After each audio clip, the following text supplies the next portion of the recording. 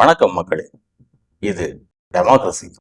நம்ம அரசியல்வாதிகள் எவ்வளவு தகுதியானவங்கிறது சோசியல் மீடியாவில் சுற்றுற மீன்ஸை பார்த்தா தெரியும். நம்ம மக்கள் அரசியல் பொறுப்புணர்வு இல்லாதவங்க இல்லை. அவங்க தனி மனுஷங்களா இருந்தாலும் தங்களோட அதிகபட்ச வெறுப்பை மீன் போட்டு ரோஸ்ட் பண்ணி வறுத்து எடுத்துடுறாங்க. உண்மையை சொல்லணும்னா இந்த நாட்டில் அதிகமாக ரோஸ்ட் ஆகிறது அரசியல்வாதிகள் தான்.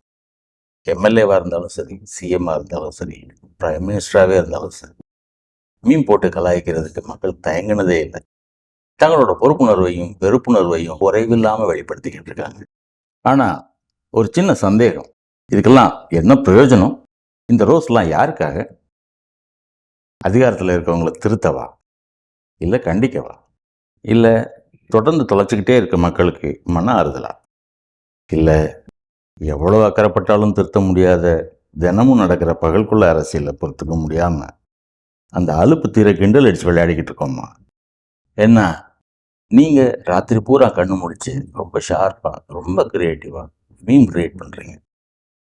அவங்க காலையில் ஃப்ரெஷ்ஷாக வந்து அந்த மீமை பார்த்துட்டு அடுத்த கார்ப்பரேட் மீட்டுக்கு போயிடுறாங்க.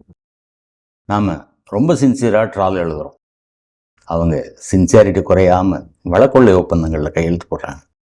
நாம் ரொம்ப சீரியஸாக ரோஸ்ட் வீடியோ போட்டால் அவங்க அதை பார்த்து சிரிச்சுட்டு அடுத்தடுத்த கொள்ளைக்கு தயாராகிறாங்க.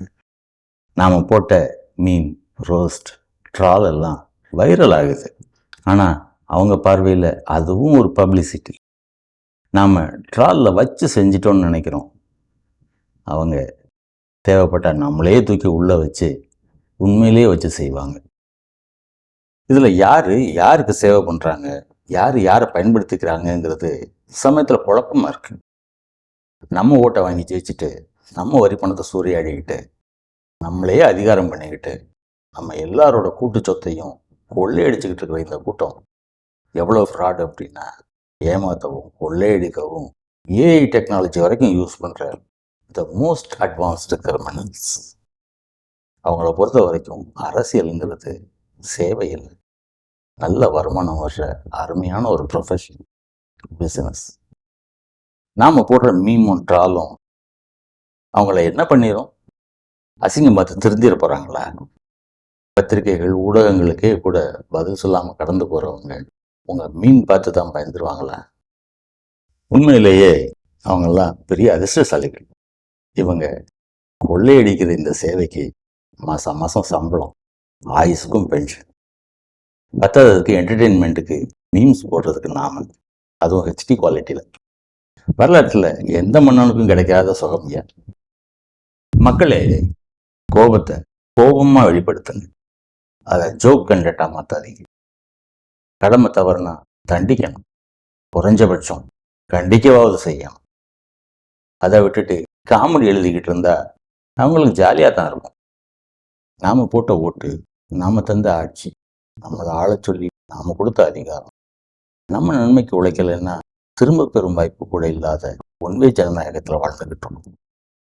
நாம் தந்த ஆட்சியை நமக்காக பயன்படுத்தலைன்னா அறிவுறுத்த வேண்டாமா, புரிய வைக்க வேண்டாமா? நாம் கொடுத்த அதிகாரம் நம்ம சுரண்டவும் ஒடுக்கவும் நமக்கு எதிராகவே பயன்படுத்தப்படும்னா, நாம் போட்ட வேலையே நம்ம பயிரை மேய்த்துனா முதல்ல அந்த வேலையை தான் அப்புறப்படுத்தணும். அதை விட்டுட்டு அதிகாரம் நம்மளை என்ன பண்ணுமோன்னு பயந்தா காதலியை கூட காப்பாற்ற முடியாதவனுக்கு என்ன மரியாதையோ அதுதான். ஒருவேளை எதிர்கால இவிஎஸ் புத்தகங்களில் இப்படி எழுதலாம், 21ஆம் நூற்றாண்டு ஜனநாயகத்தின் புரட்சிகரமான கண்டுபிடிப்பு மீம் இல்லையா?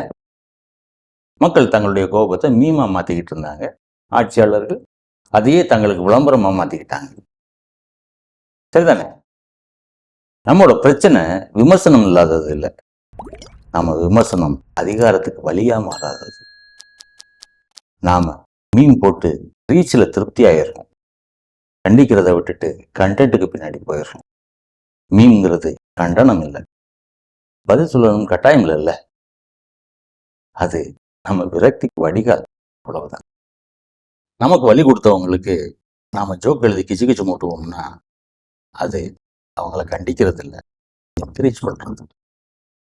அக்கௌண்ட் கேட்டு பழகுங்க, அக்கௌண்டபிலிட்டிக்கு அவங்கள பழக்குங்க. அப்போ தான் மக்களாட்சிங்கிற பேரு பொருத்தமானதா இருக்கு.